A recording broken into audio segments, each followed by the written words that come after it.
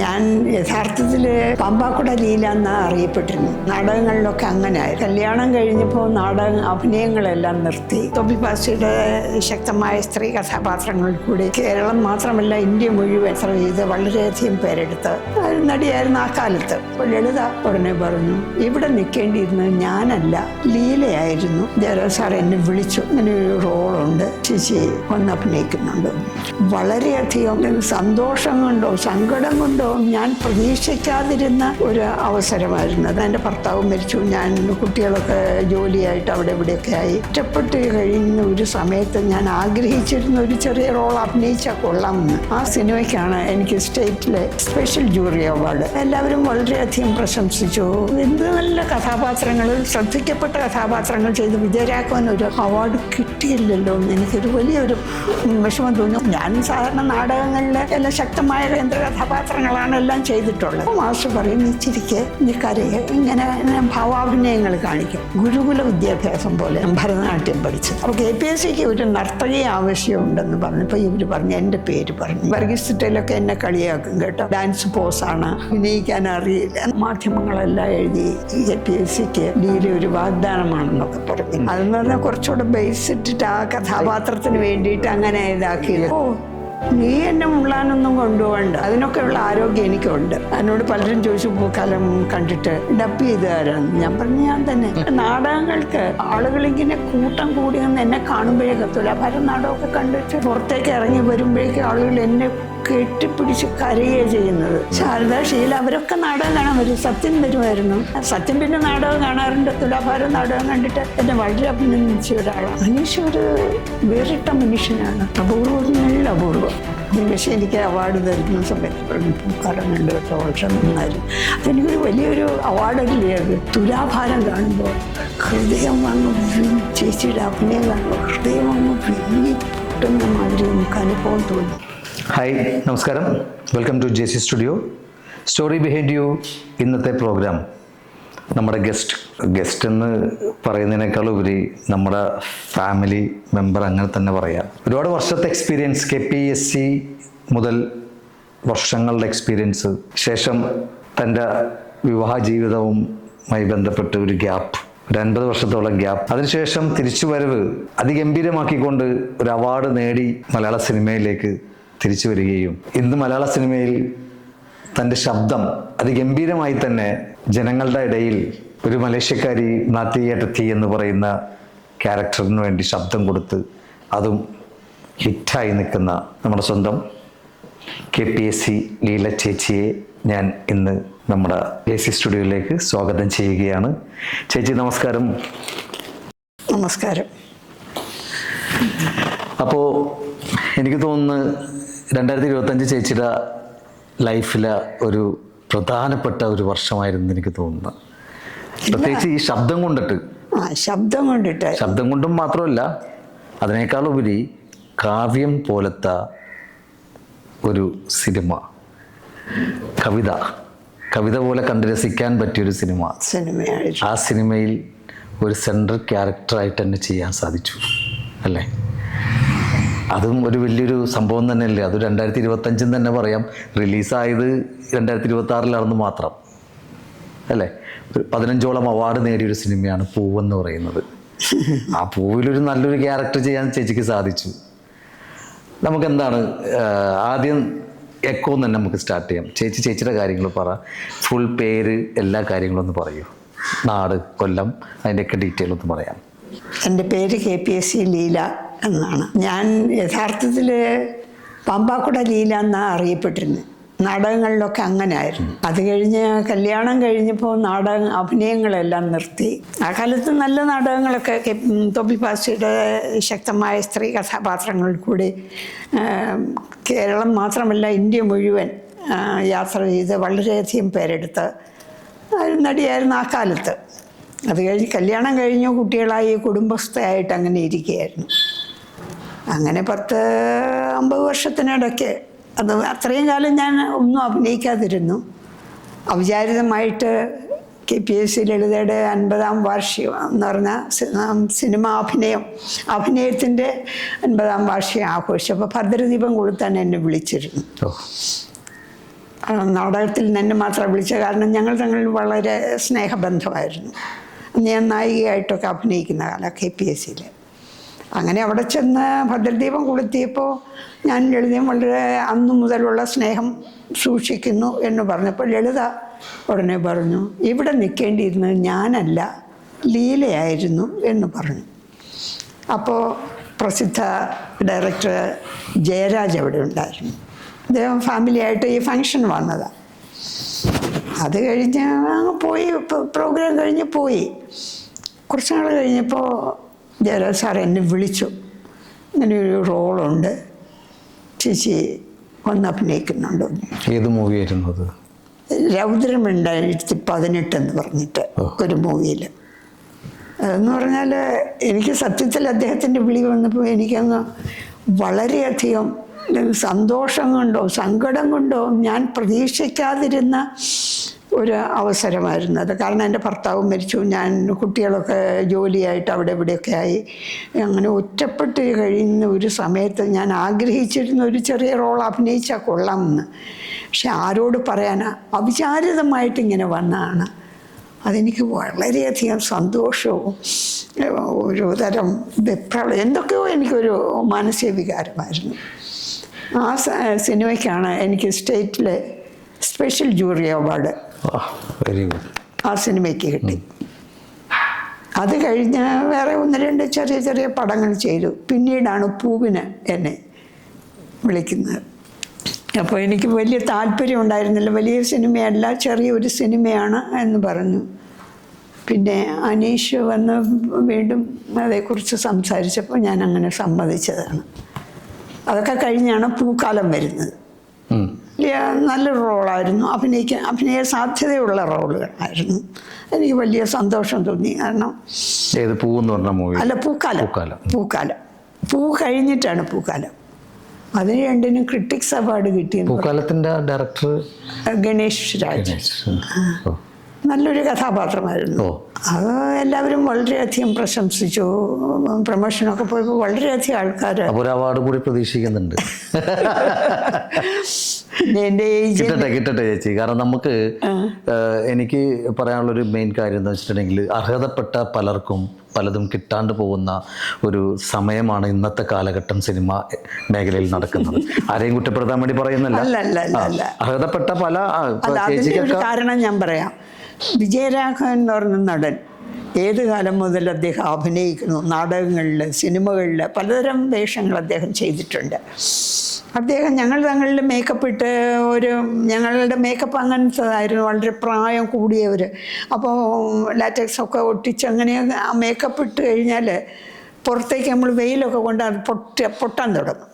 അതുകൊണ്ട് ഞങ്ങൾ രണ്ടുപേരും എപ്പോഴും ഷോട്ട് വരുമ്പോൾ പോകും, എന്നിട്ട് ഈ AC ക്കകത്ത് തന്നെ ഇരിക്കുക. ഈ ഷോട്ടിന് തന്നെ പോയി സ്വല്പം താമസിച്ചാൽ തന്നെ AC വെച്ചുകൊണ്ട് അങ്ങനെ തണുപ്പ് അടുപ്പിച്ചുകൊണ്ടായിരുന്നു.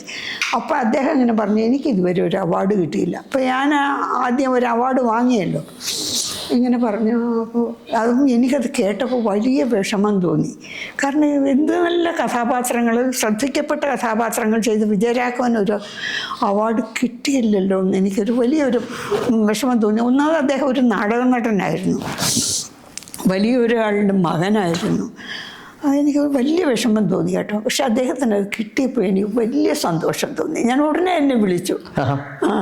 അയ്യോ എനിക്ക് വളരെ സന്തോഷമുണ്ട്.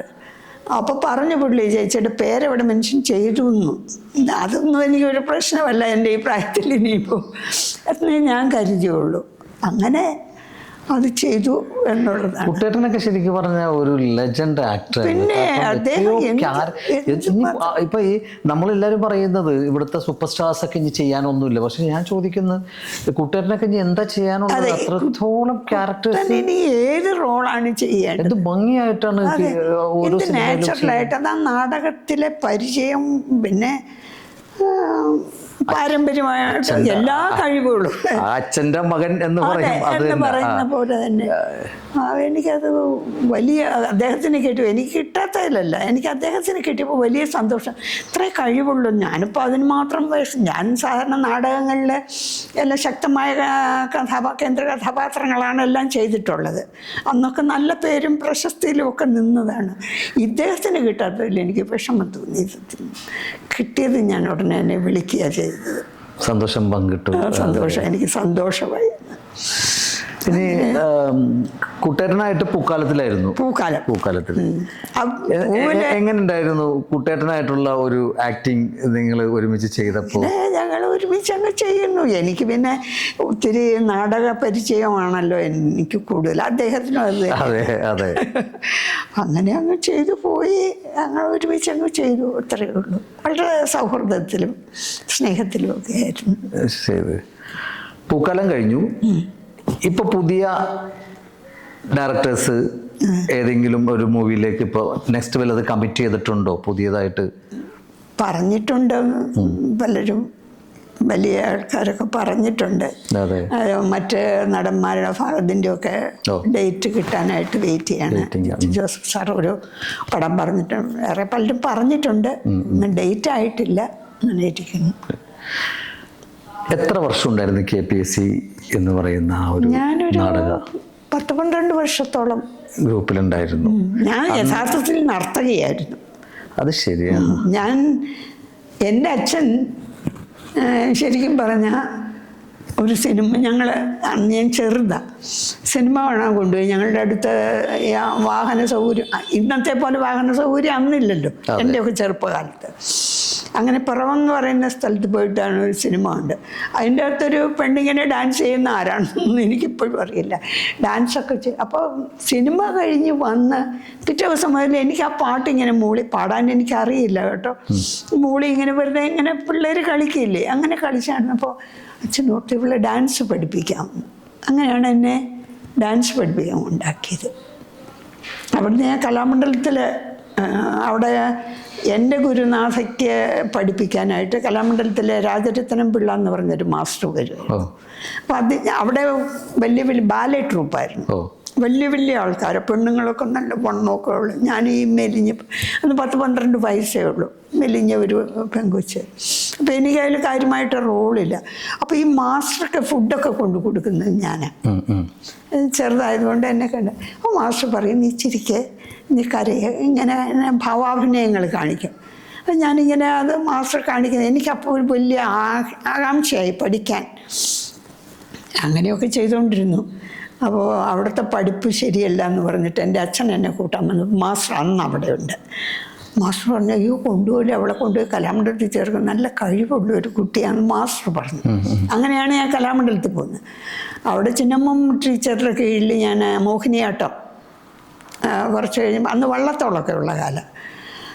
അപ്പോൾ എനിക്ക് അടുത്ത ഇതിലേക്ക് സെലക്ഷൻ കിട്ടണം, കാരണം അവിടെ ഫീസ് കുറവാണ്. ആ സെലക്ഷൻ എനിക്ക് കിട്ടാൻ സാധ്യതയില്ല എന്ന്, എല്ലാം എൻ്റെ പിൻവഴികളുണ്ടല്ലോ, സാധ്യതയില്ല എന്ന് ഞാനിങ്ങനെ അറിഞ്ഞപ്പോൾ, അപ്പോഴും എൻ്റെ അച്ഛൻ വന്നപ്പോൾ മാസ്റ്റർ പറഞ്ഞു, അയ്യോ അവളെ കൊണ്ടുപോലെ, നല്ല കഴിവുള്ള കുട്ടിയാണ്, അവൾക്ക് നല്ല വിജയിക്കാൻ കഴിയും, ഞാൻ എൻ്റെ വീട്ടിൽ കൊണ്ടുപോയിക്കോളാം എന്ന് പറഞ്ഞു. അപ്പോൾ മാസ്റ്റർ, അമ്മയും മാസ്റ്ററും ഉള്ള വീട്ടിലേക്ക്, ഞാൻ വേറെ കുട്ടികളുമുണ്ട്. അങ്ങനെ അവിടെ സ്ഥിരം ഗുരുകുല വിദ്യാഭ്യാസം പോലെ ഞാൻ ഭരതനാട്യം പഠിച്ചത്. അങ്ങനെ അവിടെ ഈ മാസ്റ്ററുടെ കീഴിൽ കൊച്ചിയിലുള്ള ബിയാട്രീസ് എന്ന് പറഞ്ഞൊരു നടി ഉണ്ടായിരുന്നു KPSCയിൽ. അവർ ഡാൻസ് പഠിക്കാൻ വല്ലപ്പോഴും ഒന്ന് വരും. അപ്പോൾ KPSCക്ക് ഒരു നർത്തകി ആവശ്യമുണ്ടെന്ന് പറഞ്ഞപ്പോൾ ഇവർ പറഞ്ഞു, എൻ്റെ പേര് പറഞ്ഞു. എനിക്കറിയില്ല ഇതൊന്നും, ഇതിപ്പോൾ ഞാൻ അടുത്തറിഞ്ഞതാണ്. ഇവരാണ് അതിൻ്റെ കാരണക്കാരി എന്ന്. അപ്പം അച്ഛൻ വലിയ പാർട്ടിക്കാരനൊക്കെ ആയിരുന്നുണ്ട്. അങ്ങനെ അതിന് മുമ്പ്. ആ സമയത്തും ചേച്ചി കൊല്ലത്ത് തന്നെയാണോ? അല്ല, അന്ന് ഞാൻ പമ്പാക്കുട, അതാണ് ഞാൻ പറഞ്ഞത്, പമ്പാക്കുടയില്ല, മൂവാറ്റുപുഴയും പിറവത്തിനും ഇടയ്ക്കുള്ള ഒരു സ്ഥലം. കൊച്ചിയിലായിട്ട് ഇങ്ങനെ, അതുകൊണ്ട് ഞാൻ ചോദിച്ചതാണ്. അല്ല, കൊച്ചിയിലായതെന്ന് പറഞ്ഞാൽ കൊച്ചിയിലായിരുന്നു. പിന്നെ PG ആന്റണിയുടെ നാടകം. പിന്നെ ഞാൻ കൊച്ചിക്കാരനാണ്. ആണോ? അങ്ങനെ PG ആന്റണിയുടെ ട്രൂപ്പിലാണ് ഞാൻ ആദ്യം വരുന്നത്. അപ്പോൾ എനിക്കിഷ്ടമല്ലായിരുന്നു. അപ്പോൾ എല്ലാവരും വർഗീസ് സിറ്റയിലൊക്കെ എന്നെ കളിയാക്കും കേട്ടോ, ഡാൻസ് പോസാണ്, അഭിനയിക്കാൻ അറിയില്ല എന്ന് പറഞ്ഞാൽ എനിക്ക് അഭിനയിക്കാൻ അറിയില്ല.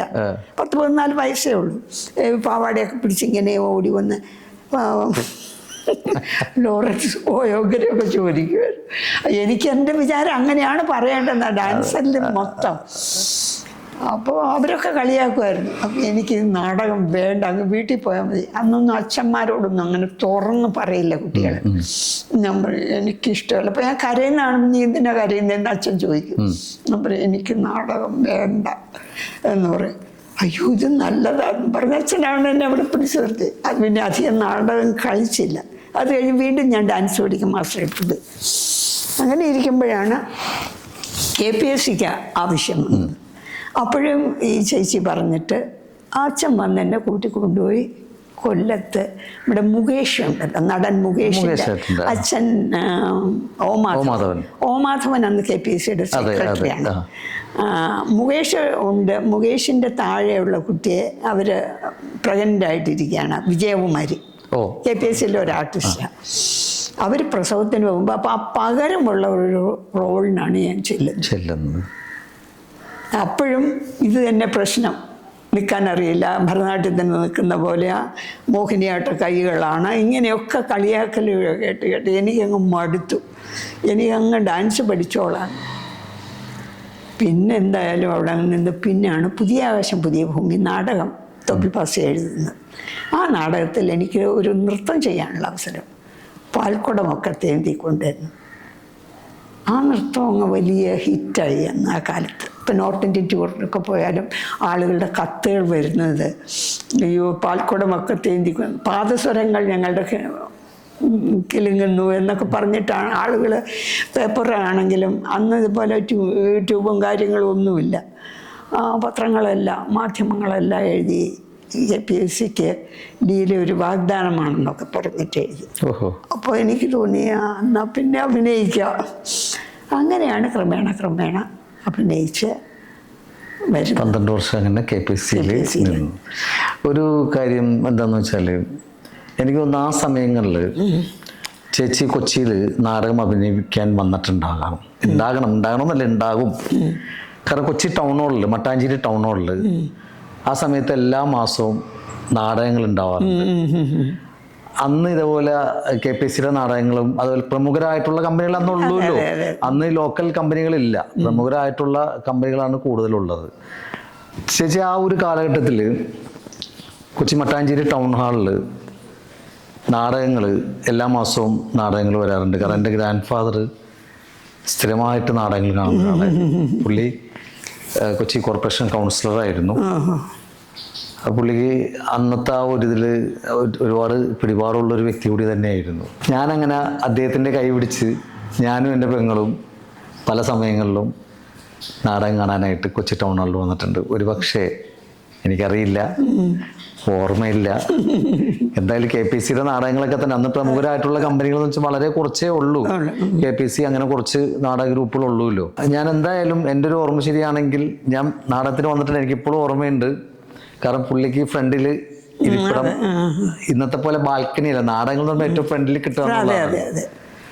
ഫ്രണ്ടിൽ പുള്ളിക്കായിട്ടൊരു സീറ്റ് ഉണ്ടാവുകയും പുള്ളിയും പുള്ളിയുടെ വൈഫും എൻ്റെ ഗ്രാൻഡ് മദറും ഗ്രാൻഡ് ഫാദറും ഞാനും എൻ്റെ സിസ്റ്ററും അങ്ങനെയാണ് നമ്മൾ പോയിരുന്നത്. ആ ഒരു ഓർമ്മയുണ്ട്.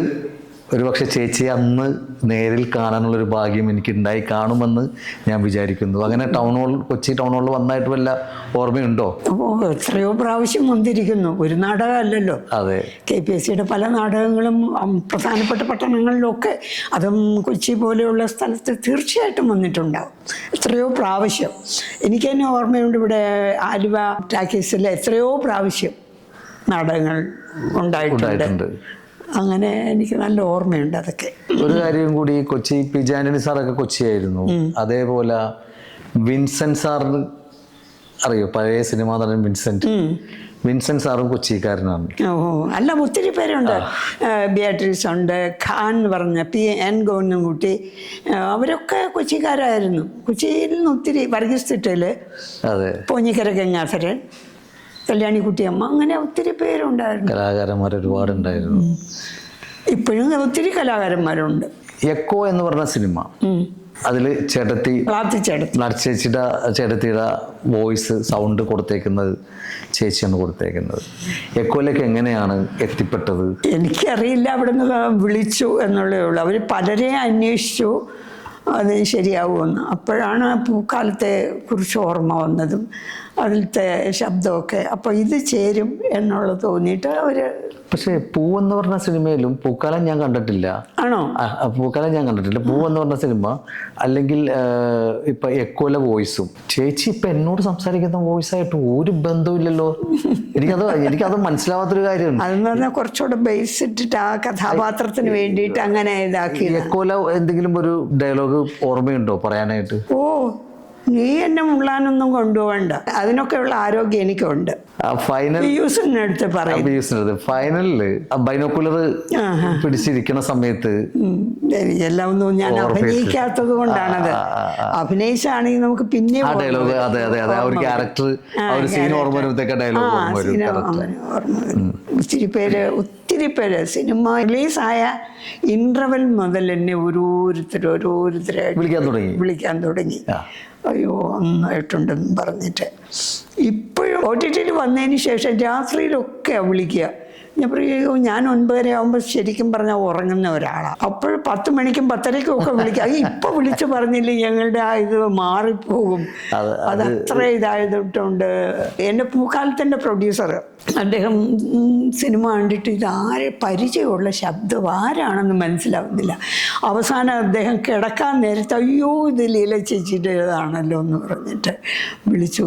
എൻ്റെ ചേച്ചി എനിക്ക് പിന്നീടാ തിരിച്ചറിഞ്ഞു, അയ്യോ നമ്മുടെ പൂക്കാലത്തിലെ ചേച്ചിയുടെ ശബ്ദമാണല്ലോ. ആ ക്യാരക്ടറിനെ എത്ര ഇതാക്കിയത് ചേച്ചിയുടെ ശബ്ദമാണ്. ഭയങ്കരമായിട്ട് എക്കോലെ ക്യാരക്ടർ ഞാനപ്പോൾ വിചാരിക്കുകയും ചെയ്തോട്ടെ ഇത് ആരായിരിക്കും ഡബ് ചെയ്തതെന്നുള്ളൊരു ചിന്ത എനിക്ക്. ചേച്ചിനെ അറിയില്ല. ശരിക്കും ആ സൗണ്ട് കേട്ടിട്ടുണ്ടെങ്കിൽ ഭയങ്കര പക്വതയുള്ള, ഈ പറഞ്ഞ പോലെ ഇത്തിരി ബാസെല്ലാം കൂട്ടിയിട്ടാണ് സംസാരിച്ചേക്കുന്നത്. രസകരമായിട്ടുള്ള ഒരു ഡബിങ് തന്നെയായിരുന്നു. വോയിസ് നല്ല രസമുണ്ടായിരുന്നു അതിന്റെ. പൂവിലും അതേപോലെ തന്നെ ചേച്ചി വളരെ പൂക്കാലം കണ്ടു ഉണ്ടല്ലോ അല്ലെ? ഞാൻ തീർച്ചയായിട്ടും കാണും. പൂവിലും നന്നായിട്ട് തന്നെ ചേച്ചി. എന്നോട് പലരും ചോദിച്ചു പൂക്കാലം കണ്ടിട്ട് ഡബ് ചെയ്ത് ആരാണ്. ഞാൻ പറഞ്ഞു ഞാൻ തന്നെ. പക്ഷെ എന്നോട് ഒരു കാര്യം ഡയറക്ടർ ജയരാജ് പറഞ്ഞിരുന്നു, ചേച്ചി അഭിനയിക്കുന്ന സിനിമകളിലെല്ലാം ചേച്ചി തന്നെ ഡബ് ചെയ്യണം, ചേച്ചി ഡബ് ചെയ്താലേ അത് ശരിയാവുള്ളൂ. അദ്ദേഹം അത്രയും അറിവുള്ള ഒരാളാണ്. അറിവുള്ള ആള് മാത്രമല്ല ചേച്ചി, പൂർണ്ണത എന്ന് പറയുന്ന ഒരു കാര്യം, സിനിമയിലെ പൂർണ്ണത എന്ന് പറയുന്നത് നമ്മൾ നമ്മുടെ വോയിസ് തന്നെ കൊടുത്താലേ അതിൻ്റെ മോഡുലേഷൻ കറക്റ്റായിട്ട് കിട്ടുള്ളൂ. ഇപ്പം ഞാൻ തന്നെ നമ്മൾ എന്തെങ്കിലും ചെയ്യുമ്പോൾ ഞാൻ പറയും നമ്മുടെ വോയിസ് തന്നെ ഡബ് ചെയ്യാനായിട്ട് യൂസ് ചെയ്യണം കേട്ടോ എന്ന് പറയും. ഞങ്ങൾ ചെയ്തൊരു ചെറിയൊരു ഇതുണ്ടായിരുന്നു. അതിൻ്റെ അകത്ത് 5ഓളം ആളുകൾക്ക് ഞാൻ ഡബ് ചെയ്യേണ്ടി വന്നു. 5ഓളം ആളുകൾക്ക് പല വോയിസ് മോഡുലേഷനിലാണ് ചെയ്തേക്കുന്നത്. അപ്പോൾ അതിൽ നമ്മുടെ ഒരു സുഹൃത്ത് എന്നെ വിളിച്ചിട്ട് പറഞ്ഞു, കാരണം അതിന് വേണ്ടി മാത്രം പുള്ളിനെ വിളിച്ചപ്പോൾ പുള്ളി വേറെ എവിടെയായിരുന്നു. പിന്നെ നമ്മൾ ഈ കാര്യം പറഞ്ഞില്ല. അവിടെ നിന്ന് എന്തായാലും വരുമ്പോൾ അന്നത്തെ ദിവസം പോകും, നമുക്കത് ഡബ് ചെയ്യേണ്ട ഡേ തന്നെ ചെയ്യണം. ഒരു ഷോർട്ട് ഫിലിം അല്ലേ. പുള്ളി അതിന് എന്നോട് ഭയങ്കരമായിട്ട് ഗൗരവം ഒരു കർവ് കാണിച്ചു. കാരണം വെച്ചിട്ടുണ്ടെങ്കിൽ പുള്ളി പറഞ്ഞ് എൻ്റെ വോയിസ് നിങ്ങൾ ഇട്ടില്ല, എൻ്റെ വോയിസ് വേണ്ടിരുന്നു. പുള്ളിയുടെ ഡയറക്ഷൻ കൂടിയായിരുന്നു. അതുകൊണ്ട് അതൊരു ഇത് വിഷമവും പുള്ളിക്കുണ്ടായി. അപ്പം അതാണ് ഒരു പൂർണ്ണത വേണം എന്ന് പറയുമ്പോൾ, പൂർണ്ണത എന്ന് പറയുന്നത് അത് നമ്മളുടെ സൗണ്ട്. അതാണല്ലോ മമ്മൂട്ടി എന്ന് പറയുന്ന എൻ്റെ ഒരു പ്രത്യേകത. അയാൾ ഏത് ഭാഷ ചെയ്താലും അയാൾക്ക് ഒറ്റ നിർബന്ധമേ ഉള്ളൂ, ഞാൻ അഭിനയിക്കാൻ തയ്യാറുണ്ട്, പക്ഷെ എൻ്റെ വോയിസ് തന്നെ എനിക്ക് ഡബ് ചെയ്യണം. പിന്നല്ലേ അത്. അപ്പോഴും നമുക്ക് ശരിയാണ്, ആ ക്യാരക്ടറിൻ്റെ നമ്മൾ ഉള്ളിൽ ഉദ്ദേശിക്കുന്ന അത് ആ ശബ്ദത്തിൽ കൂടി കിട്ടണമെങ്കിൽ നമ്മുടെ ഇതിൽ തന്നെ ആയിരിക്കും നല്ലത്. ഇത് പക്ഷേ ശരിയാണ്, ശകലം വിഷമമൊക്കെ ഉണ്ടായിരുന്നു. എന്ന് പറഞ്ഞാൽ അവരിങ്ങനെ ലിപ്പ് നല്ലവണ്ണം തുറന്നല്ലോ സംസാരിക്കുന്നത്. നമ്മൾ മലയാളികൾ സംസാരിക്കുമ്പോൾ കുറച്ചുകൂടെ ചുണ്ടുകളൊക്കെ കുറച്ചുകൂടെ ഇതാകും. ഇതങ്ങനെയല്ല. പിന്നെ ഡയലോഗ് തന്നിട്ടുണ്ട്, പിന്നെ അവരുടെ ചുണ്ടിനങ്ങോട്ട് അനുസരിച്ച് നമ്മളങ്ങ് പോകാൻ ഇത്തിരിയൊക്കെ ഒരു വിഷമിച്ചുണ്ടായിരുന്നു. പക്ഷെ ഒരു ദിവസം കണ്ട് ചെയ്തു. പലരും എന്നോട് ചോദിച്ചത് എത്ര ദിവസം കണ്ടാ എടുത്തതെന്ന്. ഞാൻ പറഞ്ഞു ഒരു ദിവസം. ഞാൻ രാവിലെ അവിടെ നിന്ന് പുറപ്പെട്ട് വന്ന് ഒറ്റ ദിവസം നല്ലൊരു വലിയൊരു കാര്യം തന്നെയല്ലോ. അതിൻ്റെ ഇടയ്ക്കാണ് ഈ സ്റ്റുഡിയോ വേറെ ആൾ ബുക്ക് ചെയ്ത് പാട്ടിന് വേണ്ടിയിട്ട് അതിന് 2 മണിക്കൂർ പോയി. ഇങ്ങനെയൊക്കെ വന്ന് അതിന് ശേഷം അത്രയും സമയം കണ്ട ഡബ് ചെയ്ത്. അപ്പോൾ രൂപേഷ് പറയുമായിരുന്നു, ചേച്ചി അതുകൊണ്ട് അത്രയും ഇതായിട്ട് ചെയ്തത്, വേറൊരാൾക്ക് ഇത്രയും വേഗം ചെയ്യാൻ പറ്റില്ല എന്നൊക്കെ അങ്ങനെ പറഞ്ഞു. പക്ഷെ ഒത്തിരി പേരുടെ അഭിനന്ദനങ്ങൾ ഏറ്റുവാങ്ങാൻ സാധിച്ചു എക്കോയ്ക്ക്. ശരി. എക്കോ കഴിഞ്ഞു. പൂവ് അതിന് മുമ്പ് ഷൂട്ട്. അതെ, പൂവൊക്കെ വളരെ മുമ്പ് നടന്നു. അത് കഴിഞ്ഞ് പൂക്കാലം വന്നു. അങ്ങനെ പൂവ്, എക്കോ, പൂവ്, പൂക്കാലം. ഇനി എന്ത് കാലമാണ് ചേച്ചി വെയിറ്റ് ചെയ്തിരിക്കുന്നത്? ഒന്നാമതിപ്പോ ഈ വയസ്സായവരുടെ റോളുകൾ വയസ്സൊരു പ്രശ്നമല്ല ചേച്ചി. അല്ല, വയസ്സെന്ന് പറയുന്നത് വെറും നമ്പർ മാത്രമെന്നാണ്. അതല്ല, നമ്മൾ അഭിനയിക്കണം, നമ്മൾ അഭിനയിച്ചാൽ ശരിയാവുമെന്ന് തോന്നുന്ന ഡയറക്ടേഴ്സും പ്രൊഡ്യൂസേഴ്സും വേണമല്ലോ. പക്ഷെ ചേച്ചി അഭിനയിക്കണം ചേച്ചി ഇപ്പോൾ കുറേ നേരമായിട്ട് പറയുന്നുണ്ട്. പക്ഷെ ചേച്ചിയുടെ സിനിമയിലോ അല്ലെങ്കിൽ ഒരു നാടക ആർട്ടിസ്റ്റ് ആയിരുന്നു ചേച്ചി. അഭിനയിച്ചൊരു അഭിനയം നമുക്ക് കാണുന്നില്ലല്ലോ. ചേച്ചി ജീവിക്കണമായിരുന്നു. എല്ലാം ഗുരുക്കന്മാരുടെയും മാതാപിതാക്കളുടെ ഒക്കെ ഒരു അനുഗ്രഹം. അത് വലിയൊരു അനുഗ്രഹം തന്നെയാണത്. കാരണം 12 വർഷത്തോളം KPCയിൽ ഉണ്ടായിരുന്നു. അതിനുശേഷം എത്ര വർഷം മാറിയിരുന്നു? 50 വർഷത്തോളം മാറി നിന്നിട്ടാണ് മക്കളായി, അവരെ കല്യാണം കഴിഞ്ഞു, പേരക്കുട്ടികളായി, അങ്ങനെയൊക്കെ ആയി കഴിഞ്ഞിട്ട് ഒരു എന്താ പറയാ, ഇപ്പോ നമ്മുടെ സമയം അല്ലേ, ആ സമയമാകുമ്പോൾ നമ്മുടെ തേടി വരുമെന്ന് പറഞ്ഞ പോലെ പക്ഷെ നാടകങ്ങൾക്ക് ആളുകളിങ്ങനെ കൂട്ടം കൂടി എന്ന് എന്നെ കാണുമ്പോഴേ തുലാഭാരം നാടകമൊക്കെ കണ്ടിട്ട് എന്നെ കാണണം എന്ന് പറഞ്ഞിട്ട് ആളുകൾ നിൽക്കും. അപ്പോഴൊക്കെ ഞാനില്ലേ വഴുക്ക് ഡ്രസ്സിലാണ് അവസാനം. അങ്ങനെ പുറത്തേക്ക് ഇറങ്ങി വരുമ്പോഴേക്കും ആളുകൾ എന്നെ കെട്ടിപ്പിടിച്ച് കരയുകയാണ് ചെയ്യുന്നത്. സ്ത്രീകൾക്ക് അത്ര. ഈ തുലാഭാരം നാടകത്തിന്റെ പിന്നീട് അത് സിനിമയായത് ശാരദ അല്ലേ? കറക്റ്റ്, എനിക്ക് ഓർമ്മയുണ്ട്. ശാരദ മാഡം അഭിനയിച്ച് തുലാഭാരം. അത് ഈ നാടകത്തിന്റെ സ്റ്റോറി തന്നെയാണോ? സെയിം അത് തന്നെ. അവർ 2-3 പ്രാവശ്യം നാടകം കാണാൻ വന്നിരുന്നു. അത് ശരി. അപ്പൊ അതില് ആരുടെ ക്യാരക്ടറായിരുന്നു? ശാരദാമ്മയുടെ ക്യാരക്ടർ? അങ്ങനെ അവർ ചെയ്ത ക്യാരക്ടറായിരുന്നു ഞാൻ ചെയ്തത്. പക്ഷെ അന്ന് മാധ്യമങ്ങളെല്ലാം എഴുതി ഉർവശി അവാർഡ് കിട്ടി, ശാരദ അഭിനയിച്ചിട്ടുണ്ട്, വലിയ നടിയാണ്. പക്ഷെ ലീല അഭിനയിച്ചിടത്തോളം വന്നില്ല.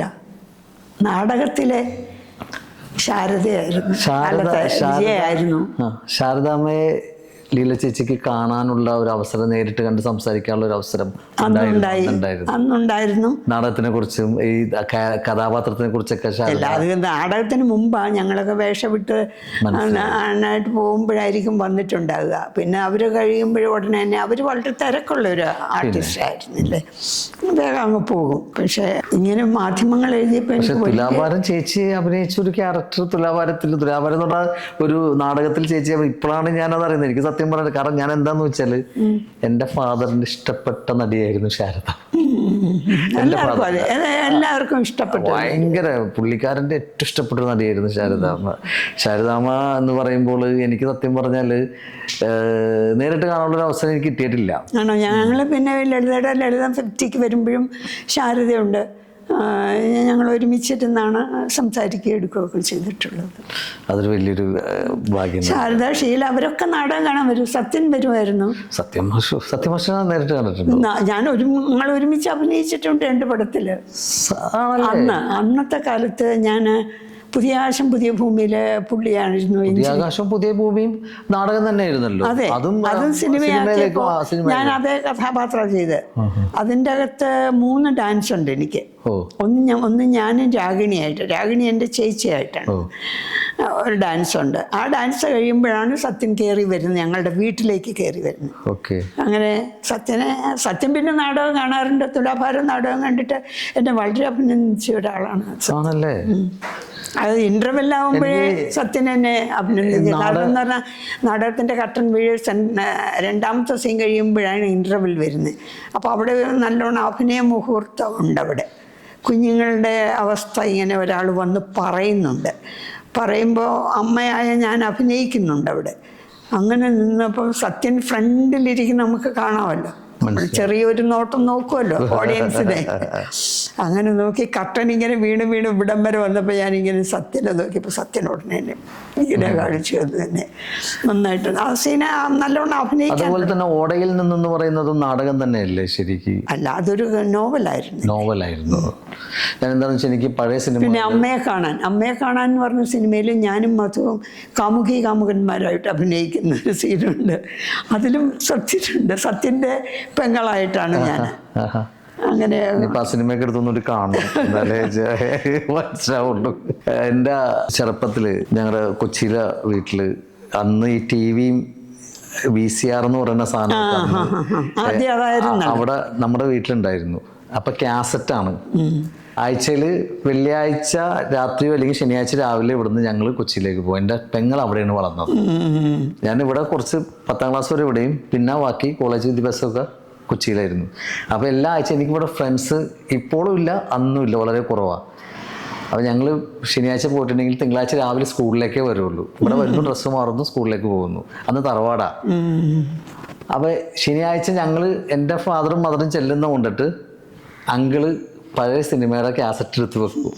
അപ്പോൾ ഏറ്റവും കൂടുതൽ black and white cinema black and white സിനിമയാണ്. അങ്ങനെയാണ് പഴയ സിനിമയിലുള്ള താല്പര്യവും നസീർ ഖാൻ്റെ പല സിനിമകളും സത്യൻ സാറിൻ്റെ പല സിനിമകളും ഒക്കെ കാണാനുള്ള അവസരങ്ങളും വന്നേക്കുന്നത്. അപ്പോൾ ചേച്ചി ഇങ്ങനെ ഓരോ സിനിമയുടെ പേര് പറയുമ്പോഴും എനിക്കതിങ്ങനെ വരുന്ന എൻ്റെ മനസ്സിൽ കണ്ടിട്ടുള്ളതൊക്കെ എന്തായാലും വലിയൊരു അനുഭവം എന്ന് വെച്ചിട്ടുണ്ടെങ്കിൽ വലിയൊരു അനുഭവം തന്നെയാണ് ചേച്ചി. ഇപ്പോൾ പല ഓർമ്മകൾ, നൊസ്റ്റാൾജിയ എന്ന് പറയാം, പല ഓർമ്മകളിലൂടെ കടന്നു പോകാൻ സാധിക്കുന്നുണ്ട്. അതുപോലെ ചേച്ചി പൂവെന്ന് പറയുന്ന സിനിമയിലേക്ക് എങ്ങനെയാണ് ചേച്ചിയിലേക്ക് പൂവെത്തിപ്പെട്ടത്? ഞാൻ ഹരികുമാർ എന്ന് പറഞ്ഞൊരു ഡയറക്ടർ ഉണ്ടായിരുന്നു, അടുത്ത് മരിച്ച്.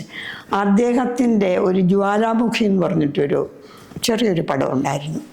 അതിലേക്ക് എന്നെ വിളിച്ചിരുന്നു. സുരഭി ലക്ഷ്മിയായിരുന്നു അതിലെ കേന്ദ്ര കഥാപാത്രം. അപ്പം സുരഭിയുടെ അമ്മയായിട്ട് ഞാനൊരു റോൾ ഉണ്ടായിരുന്നു. സുരഭി എന്ന് പറയുന്നത് നമ്മുടെ നാടകത്തിൽ നിന്ന് വന്ന പൂവിന് തൊട്ട് മുമ്പ്. അപ്പോൾ അതിലേക്ക് അത് അഭിനയിച്ചത്, അതിൻ്റെ അകത്ത് ഒരു ക്യാമറ ചെയ്തിരുന്നു നൗഷാദ് എന്ന് പറഞ്ഞിട്ടൊക്കെയാണ്. നൗഷാദ് എന്നെ കണ്ട് എൻ്റെ അടുത്ത് വന്ന് പറഞ്ഞു, ഇത്രയും കാലത്തിന് ശേഷം പിന്നെ അഭിനയിച്ചപ്പോൾ അവാർഡ് മേടിച്ചത് നിങ്ങളുടെ ഉള്ളിലുള്ള കലാകാരിയുടെ ആ ഒരിത് നിങ്ങൾ ഇന്നും കാത്തു സൂക്ഷിക്കുന്നല്ലോ എന്നൊക്കെ എന്നോട് പറഞ്ഞിരുന്നു. അങ്ങനെ ഇരിക്കുമ്പോൾ അനീഷ് ബാബു, പൂവിൻ്റെ ഡയറക്ടർ അനീഷ് ബാബു, അദ്ദേഹവും അവർ തങ്ങളിൽ സുഹൃത്തുക്കളാണ്. അങ്ങനെ ഒരു അമ്മയെ ആവശ്യമുണ്ടെന്ന് ഇങ്ങനെ പറഞ്ഞപ്പോഴാണ്, ഇങ്ങനെ ഒരാളുണ്ടെന്ന് നൗഷാദ് പറഞ്ഞിട്ടാണ്. എവിടെയുണ്ട് KPSC ഇല്ലാന്നിങ്ങനെ ചോദിച്ചപ്പോഴാണ്, ആലുവയിലുണ്ട്. ആലുവയിൽ ഇങ്ങനെ ഒരാളുണ്ടോ? അങ്ങനെയാണ് അദ്ദേഹം എന്നെ കാണാൻ വരുന്നത്. അങ്ങനെയാണ് ഞാൻ പൂവിലേക്ക് വരുന്നത്. അപ്പോൾ ചേച്ചി ആലുവയിൽ എങ്ങനെയാ? എൻ്റെ യഥാർത്ഥത്തിൽ എൻ്റെ 2 ബ്രദേഴ്സും ഇപ്പോൾ എൻ്റെ ഒരു സിസ്റ്ററും വന്ന്, അവരൊക്കെ ഓൾഡ് ഏജ് ഹോം, അങ്ങനെ റിട്ടയർ ഹോം ഉണ്ടല്ലോ, അവിടെയാണ് ഒരു ബ്രദറുള്ളത്. അവർക്ക് കൊച്ചിയിൽ വീടൊക്കെ, കൊച്ചിയിലല്ല കാക്കനാട് വലിയ വീടൊക്കെ ഉണ്ട്. അത് പൂട്ടിയിട്ടിരിക്കുക, മക്കളൊക്കെ ഡോക്ടേഴ്സ് വെളിയിലാണ്. അപ്പോൾ ആ ബ്രദർ കഴിഞ്ഞിട്ട് വേറൊരു ബ്രദറുണ്ട്. അദ്ദേഹത്തിന് ഗ്രീൻ വാലി എന്ന് പറഞ്ഞിട്ടൊരു സ്കൂള് കോതമംഗലത്തുണ്ട്. ഗ്രീൻ വാലി എനിക്കറിയാം. ആണോ? പിന്നെ കേട്ടിട്ടുണ്ട്. പിന്നെ ഇവിടെ ഒരു ഹോസ്പിറ്റലൊക്കെ പേര് ഞാൻ മറന്നുപോയി. അവിടെ ഒരു സ്കൂള്, അങ്ങനെ 2 സ്കൂള് നടത്തുന്നുണ്ട്. അപ്പോൾ ഈ പടത്തിന് ഇതൊക്കെ ആയിക്കഴിഞ്ഞപ്പോഴേ ചേച്ചി അവിടെ ഇങ്ങനെ നിൽക്കണ്ട, ഇവിടെ വന്ന് താമസിച്ചെന്ന് പറഞ്ഞിട്ട് അവരുടെ സ്റ്റാഫിനെ പെണ്ണുങ്ങൾക്ക് താമസിക്കാൻ ഒരു വീട് വാടകയ്ക്ക് എടുത്തു. അപ്പോൾ അവർ മുകളിൽ താമസിക്കും, താഴെ ഒരു സാധാരണ ഒരു വീടിൻ്റെ എല്ലാ സൗകര്യമുണ്ട്. അങ്ങനെ ഞാൻ കുറേ നാൾ അവിടെ താമസിച്ചെന്ന് പറഞ്ഞാൽ എനിക്ക് ബന്ധുക്കളെ ആരെയും കാണാൻ പറ്റില്ല, മനുഷ്യരെ ആരെയും കാണാൻ പറ്റില്ല. അങ്ങോട്ട് ഇറങ്ങിയാലും ബംഗാളികൾ, ഇങ്ങോട്ട് ഇറങ്ങിയാലും ബംഗാളികൾ. നമുക്ക് സംസാരിക്കാൻ നിവൃത്തിയില്ല. എനിക്ക് വായിക്കാൻ ഇഷ്ടം. വായിക്കാൻ ബുക്കുകൾ എടുക്കാൻ പോകണമെങ്കിൽ നമ്മൾ വെറുതെ എന്നാൽ തരില്ല. മനസ്സിലായി. അങ്ങനെയൊക്കെ ഉള്ള ഒരു പ്രശ്നം വന്നപ്പോൾ ഒറ്റപ്പെട്ട ഒരു വിഷമം വന്നു. പിന്നെ സ്വന്തം വീട്ടിലേക്ക് തന്നെ തിരിച്ചു പോകാം. അപ്പോൾ എല്ലാവരും പറഞ്ഞു, ചേച്ചി എപ്പോഴും വിചാരിക്കുന്നില്ല, ആരുടെങ്കിലും കൂട്ടോടുകൂടി താമസിക്കുന്നത് നല്ലതാണെന്ന് പറഞ്ഞു. അപ്പം മോൻ അവിടെ ഉണ്ടായിരുന്നു. ഞാൻ അങ്ങോട്ട് പോയതാണ്. അങ്ങനെ അനീഷ് ബാബു എന്ന് പറയുന്നത് എനിക്ക് എൻ്റെ ഒരു മകനെ പോലെ, മകനെ പോലല്ല മകൻ ഞാനോ എന്ന് പറഞ്ഞാൽ ഇപ്പോൾ ഇവിടം വരെ വരാനും ഇപ്പോൾ ഞാൻ എൻ്റെ സിസ്റ്റർ അമേരിക്കയിൽ നിന്ന് വന്ന് അവർ ഒരു ഹോം താമസിക്കുന്നുണ്ട്, അവിടെ എന്നെ കൊണ്ടുപോയി. ഇനിയിപ്പോൾ വീണ്ടും എന്നെ തിരിച്ച് എൻ്റെ ബ്രദർ താമസിക്കുന്നിടത്തൊക്കെ അതിനൊക്കെ ആ മനസ്സോടുകൂടി വരാൻ അദ്ദേഹത്തിന് ഒത്തിരി തിരക്കുകളുള്ള ആളാണ്. സത്യം. എന്നിട്ടും എനിക്ക് വേണ്ടിയിട്ട് അത് എനിക്ക് പുള്ളിനോട് ഭയങ്കര ദേഷ്യമോ അല്ല, എന്ത് നിങ്ങളൊക്കെ എങ്ങനെയാണെങ്കിലും ഒരു മനുഷ്യൻ എന്നുള്ള നിലയിൽ വളരെ നല്ലൊരു മനുഷ്യനാണ്. അല്ല, എനിക്ക് പുള്ളിയോട് ദേഷ്യം വേറെ ഒന്നുമില്ല ചേച്ചി. പൂവെന്ന് പറഞ്ഞ സിനിമ അത്രയും നല്ലൊരു സിനിമ ചെയ്തിട്ട് അതിലൊരു കാറ് കഴുകണ സീനെങ്കിലും എനിക്ക് തരായിരുന്നു, അതുപോലും തന്നില്ലല്ലോ. അതിലൊരു ദേഷ്യം ഉണ്ടെന്നാ പറഞ്ഞത്. അപ്പൊ എനിക്കും ദേഷ്യം വരണ്ടേ? അദ്ദേഹം പിന്നീട് സിനിമ എടുത്ത് എന്നെ വിളിച്ചില്ലല്ലോ. അല്ല, അതൊക്കെ കാരണം അവരൊക്കെ നമുക്ക് ക്യാരക്ടർ വേണ്ടേ? ഒരു കഥ എഴുതുമ്പോൾ അതിൻ്റെ അകത്തൊരു കഥാപാത്രം വേണമല്ലോ. അതിനേക്കാൾ ഉപരി സിനിമാഭിനയത്തെക്കാൾ ഉപരി എനിക്ക് അങ്ങനെയുള്ളൊരു ബന്ധം അദ്ദേഹത്തോടുണ്ട്. പൂവെന്ന് പറഞ്ഞ സിനിമ തന്നെ ഇത്രയും അവാർഡുകൾ മേടിച്ചു, 15ഓളം അവാർഡുകൾ മേടിച്ചു. അത് വെളിനാട്ടിൽ നിന്ന്, നമ്മുടെ നാട്ടിൽ നിന്നാണ് അത് അംഗീകാരമാകാതെ പോകും. നമ്മുടെ നാട് വേണ്ട, നമ്മുടെ നാട്ടിൽ കിട്ടൂലല്ലോ, അത് വേറെ കാര്യം. അപ്പോൾ അദ്ദേഹത്തിന് അത്രയും അവാർഡുകൾ നേടിയെങ്കിൽ പോലും ഇന്നും ഈ വീട്ടിൽ, നമ്മുടെ ഈ സ്റ്റുഡിയോ, ഈ ഒരു ഫ്ലോറിൽ പുള്ളി വന്നിരുന്ന് ഞങ്ങൾക്ക് ഇൻ്റർവ്യൂ തരുമ്പോൾ ഞങ്ങളുടെ സ്റ്റാർട്ടിങ് ഡേ ആണ്, ഫസ്റ്റ് ദിവസത്തെ ഇൻ്റർവ്യൂ ആണ് ചെയ്യുന്നത്. അന്ന് അദ്ദേഹം ഇതേപോലെ ഇവിടെ വന്ന് കുറേ നേരം വെയിറ്റ് ചെയ്യുകയും അതിനുശേഷമാണ് അദ്ദേഹത്തിന് ഇൻ്റർവ്യൂ എടുക്കേണ്ട അവസരം കിട്ടി. അങ്ങനെ സംസാരിച്ച് വന്നു. ഇൻ്റർവ്യൂ അത് പോസ്റ്റ് ചെയ്തു, ടെലികാസ്റ്റ് ചെയ്തു. ഒരു ദിവസം പുള്ളി എന്നെ വിളിച്ചിട്ട് പറഞ്ഞു, സച്ചിൻ ഇന്ന ആളെ അറിയുമെന്ന് ചോദിച്ചു. ഞാൻ പറഞ്ഞു, ആരാണ്? ഇങ്ങനെ കൊച്ചിയിലുള്ള. എനിക്കറിയാം, അതെൻ്റെ ബന്ധുവാണ്. അപ്പം പുള്ളിയുടെ ബന്ധുവാണ്, അതെൻ്റെ ബന്ധുവാണ്. അപ്പം ഞാനും പുള്ളിയും തമ്മിൽ അങ്ങനെയായി, ചെറിയൊരു ബന്ധം ഞങ്ങൾ തമ്മിലുമായി. അപ്പൊ അത് ഈ മീഡിയ ഇങ്ങനെ ഒരു സംഭവം നടന്നുകൊണ്ടാണ് അങ്ങനെ ഒരു ബന്ധവും. അദ്ദേഹം എന്ന് പറയുന്ന ഒരു വ്യക്തിയെ ചില ആളുകൾ, നമ്മൾ പല ആളുകളെയും കണ്ടിട്ടുണ്ട്, പക്ഷെ പുള്ളിയൊക്കെ എനിക്ക് തോന്നുന്നൊന്നും തിരിച്ച് പറയുന്ന ഒരു വ്യക്തിയല്ല, ഭയങ്കര സൈലന്റ്. പക്ഷെ അത് പുള്ളിയുടെ ഓരോ പൂവെന്ന് പറഞ്ഞ സിനിമ ഒരു വിഷ്വൽ കാണുന്നതിനേക്കാൾ മുന്നേട്ട് അതിന്റെ ക്യാമറക്ക് മുന്നിൽ നിന്ന് അഭിനയിച്ച ആളാണ്, അതിൽ ജീവിച്ച ആളാണ്, അല്ലേ? പൂവിലെ തേൻ കട്ടുപിടിച്ച ആളാണ്, അങ്ങനെ പറയാം. കാരണം അതിൻ്റെ അകത്തുള്ള മെയിൻ ക്യാരക്ടറാണ്. അപ്പോൾ ചേച്ചി അതിൻ്റെ ഫ്രെയിം വിഷ്വലിലേക്ക് വന്നപ്പോൾ എന്തൊരു ഭയങ്കരമായിട്ട് കാണാൻ. അത് ഞാൻ ഡബ്ബിങ്ങിന് ചെല്ലുമ്പോഴാണ് അത് കാണുന്നത്. ഡബ്ബിങ്ങിന് ടൈമിൽ ഈ വിഷ്വൽസ് കണ്ടപ്പോൾ ഞാൻ ഉടനെ എന്നെ അപ്പുറം ഇരിക്കുന്ന മുറിയിൽ നിന്ന് വിളിച്ച് എനിക്ക് വല്ലാത്ത സന്തോഷം തോന്നി. അതാണ് പുള്ളിയുടെ ക്യാരക്ടർ. ഞാനതാണ് പറഞ്ഞു വരാൻ ഞാൻ ഉദ്ദേശിച്ചത്. കാരണം അനീഷ് ബാബു അബ്ബാസ് എന്ന് പറയുന്ന വ്യക്തിയുടെ ഒരു ക്യാരക്ടറാണ് ശരിക്കും പറഞ്ഞാൽ അതിൻ്റെ അകത്തുള്ള ആ ഒരു വിഷ്വൽ എന്ന് പറയുന്നത്. അത്രയും ഭംഗിയായിട്ട് തന്നെ പുള്ളി അത് ഭയങ്കര രസകരമായിട്ട് പറയാൻ. ഡയറക്ഷനും കൂടുതലും ഡയറക്ടർ പ്രൊഡ്യൂസർ എന്നുള്ളതല്ല, പിന്നെ ക്യാമറ ചെയ്തെന്നുള്ളതല്ല, പുള്ളിയിലെ മനുഷ്യനെയാണ് ഞാൻ ഏറ്റവും ബഹുമാനിക്കുന്നത്, ആദരിക്കുന്നത്. ഇതുപോലെ നമ്മളെത്രയോ പേരുമായിട്ട് നമ്മൾ സഹകരിക്കുന്നു, ഇതാക്കുന്നു. എല്ലാവരും സ്നേഹമാണ് എന്ന് പറയുന്നതിൽ എന്നോട് എല്ലാവരും വളരെ സ്നേഹത്തിലൊക്കെയാണ് വരും. പക്ഷേ അനീഷ് ഒരു വേറിട്ട മനുഷ്യനാണ്, അപൂർവങ്ങളിൽ അപൂർവം എന്ന് പറയാം.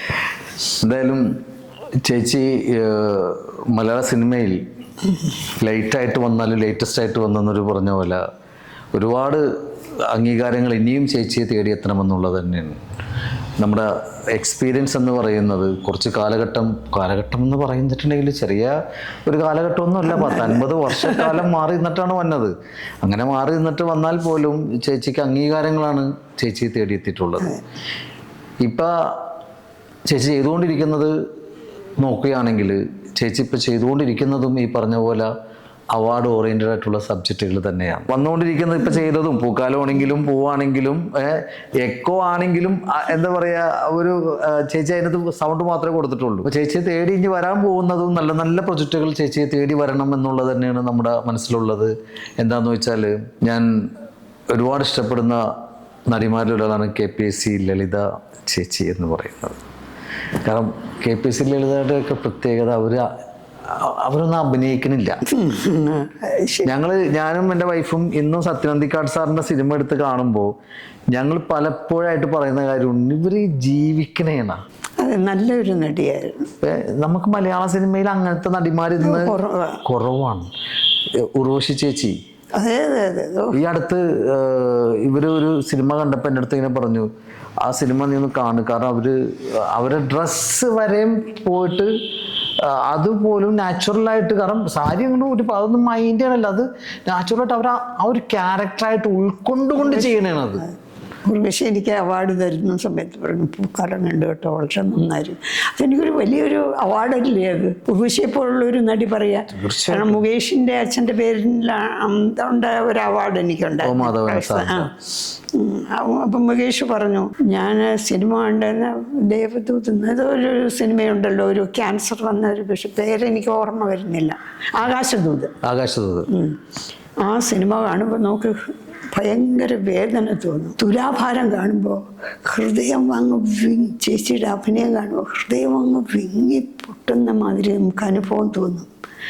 ഈ രണ്ട് ആണ് എൻ്റെ മനസ്സിൽ എപ്പോഴും നിൽക്കുന്നതെന്ന് പറഞ്ഞിട്ടാണ് എനിക്ക് അവാർഡ് തന്നത്. അത് തന്നത് ഉർവശിയാണ്. എനിക്കത് വലിയൊരു അംഗീകാരമായിട്ടാണ് ഞാൻ കാണുന്നത്. ഉർവശിയെപ്പോലൊരു നടിയെ കിട്ടുക എന്ന് പറയുന്നത് നമ്മുടെ കേരളത്തിൻ്റെ ഒരു വലിയ അഭിമാനമല്ലേ. തീർച്ചയായിട്ടും. കാരണം അവര് കയ്യിൽ നിന്ന് നമുക്കൊരു ചില സംഭവങ്ങൾ, നമുക്കൊരു അവാർഡ് കിട്ടുന്നതിനേക്കാളും വലുതാണ് നമ്മൾ വലിയൊരാള് നന്നായിരുന്നു എന്ന് നമ്മളോട് പറയുന്നത്. കണ്ടു, ഞാൻ നന്നായി ചേച്ചി, നന്നായി ചെയ്തു കേട്ടോ, നമുക്ക് എപ്പോഴെങ്കിലും ഒരുമിച്ച് അഭിനയിക്കാൻ പറ്റട്ടെ. തീർച്ചയായിട്ടും പറ്റണം. അങ്ങനെ ഉർവശി ചേച്ചിയുടെ കയ്യിൽ നിന്നും ഒരു അവാർഡ് നേടി. അതൊരു അവാർഡ് തന്നെയാണ് പറഞ്ഞ പോലെ. ഇനിയും അവാർഡുകൾ ഒരുപാട് വരട്ടെ എന്ന് ഞാൻ വീണ്ടും ആശംസിച്ചുകൊണ്ടിരിക്കുന്നു. അടുത്തൊരു കാര്യം, ഇപ്പോ ചേച്ചി പുതിയ പ്രൊജക്റ്റ് സംസാരിച്ചുകൊണ്ടിരിക്കുന്നെന്ന് പറഞ്ഞു. അത് മലയാള സിനിമയല്ല, ന്യൂജൻ ടീമാണോ? അതെ, ന്യൂജൻ ടീമാണ്. അല്ല, ന്യൂജൻ ടീമിൽ നിന്ന് അമ്മമാരെ വേണ്ട. അത് സത്യസന്ധമായിട്ടുള്ള കാര്യമാണ്. ഒരു ട്രെൻഡ് കിടക്കുന്നത് ഹൊററാണ്, പിന്നെ അങ്ങനെ കിടക്കുന്നുണ്ട് ലോക വന്നതിന് ശേഷം. അതിന് കുറച്ച് കാലം ഇപ്പം അതിൻ്റെ ഒരു ഇതുണ്ടാവും.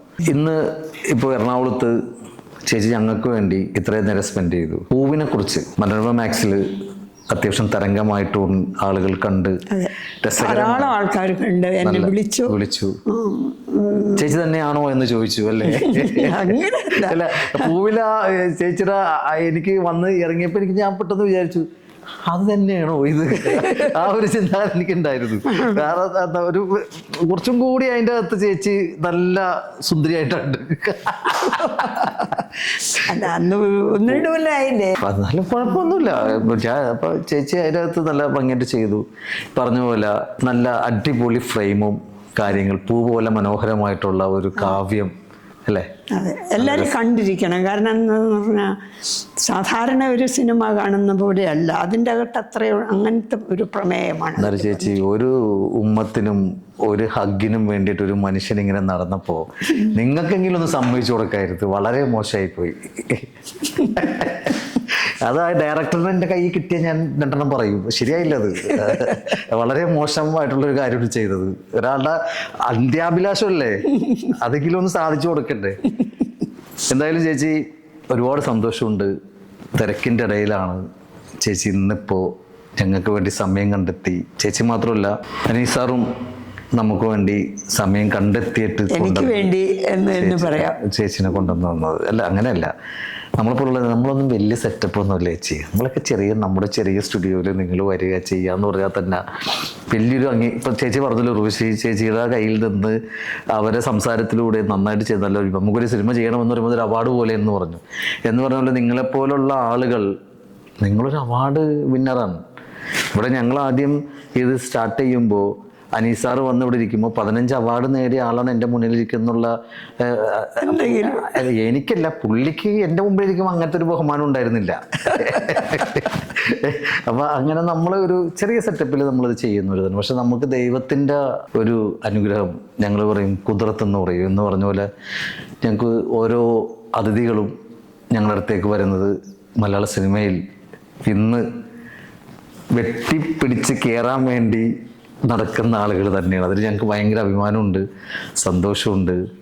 അപ്പോൾ ചേച്ചിയോട് എനിക്ക് പറയാനുള്ളത്, ചേച്ചി ഇനിയും നമ്മുടെ ജീവിതത്തിൽ എനിക്ക് ഒന്നും ചെയ്യാൻ പറ്റിയില്ല എന്ന് പറഞ്ഞ് നടക്കുന്ന ആളുകളോട് പറയാനുള്ള കാര്യം കൂടിയാണ്. 50 വർഷം മാറി നിന്നിട്ടും അവാർഡ് മേടിച്ചു കൊണ്ടിട്ടാണ് തിരിച്ചു വന്നത്. ഇനിയും ഉയരങ്ങളിലേക്ക് എന്താണോ മനസ്സിലുള്ളത് അത് ചേച്ചിക്ക് എത്താൻ സാധിക്കണം. നല്ല രീതിയിൽ തന്നെ മലയാള സിനിമ ചേച്ചിയെ ഓർത്തിരിക്കണം. ഞാൻ നേരത്തെ നമ്മൾ സംസാരിക്കുമ്പോൾ പറഞ്ഞ പോലെ ചേച്ചി തുലാഭാരം പറഞ്ഞു, അപ്പം തന്നെ ഞാൻ പറഞ്ഞ നാടകമായിരുന്നില്ലേ. അങ്ങനെ ഓരോ കാര്യങ്ങളും പറയുമ്പോഴും എൻ്റെ കുഞ്ഞിലേ ഉള്ള കാര്യങ്ങൾ എനിക്ക് ഓർമ്മ വന്നത്. ആ വീഡിയോ കാസറ്റ് ഇടുന്നതും വീഡിയോ കാസറ്റ് ഇട്ട് ഇടയ്ക്കത് സ്റ്റെക്കായി പോകും. അപ്പൊ കാസറ്റ് അതിൻ്റെ അകത്ത് റിബൺ കൊടുക്കും, അതിങ്ങനെ വലിച്ചെടുത്തിട്ട് അതിങ്ങനെ അയച്ച്. കാരണം അന്നത്തെ ആ ഒരു കാലഘട്ടം അതൊക്കെ ഒരു ഞാൻ പറഞ്ഞു ഭയങ്കര മെമ്മറീസാണ് ചേച്ചി തന്നത് വന്നിരുന്നു കഴിഞ്ഞപ്പോൾ. ചേച്ചി ഒരുപാട് ഉയരങ്ങളിലേക്ക് ഇനിയും എത്തട്ടെ എന്ന് സർവശക്തനോട് ശക്തമായിട്ട് തന്നെ പ്രാർത്ഥിക്കണേണ്. മാത്രമല്ല ഞങ്ങളുടെ ചെറിയ സ്റ്റുഡിയോ ആണ് JC സ്റ്റുഡിയോ. ഞങ്ങളുടെ സ്റ്റുഡിയോ ചേച്ചിക്ക് എന്തെങ്കിലും ഞങ്ങളെക്കുറിച്ച് വല്ല അഭിപ്രായ ഭിന്നതയുണ്ടോ? ചേച്ചിക്ക് എന്തെങ്കിലും? ഒന്നുമില്ല. ചേച്ചിയുടെ സമയം ഞങ്ങൾ കവർ. നന്ദി, നമസ്കാരം. ഓക്കെ ചേച്ചി. ഓക്കെ.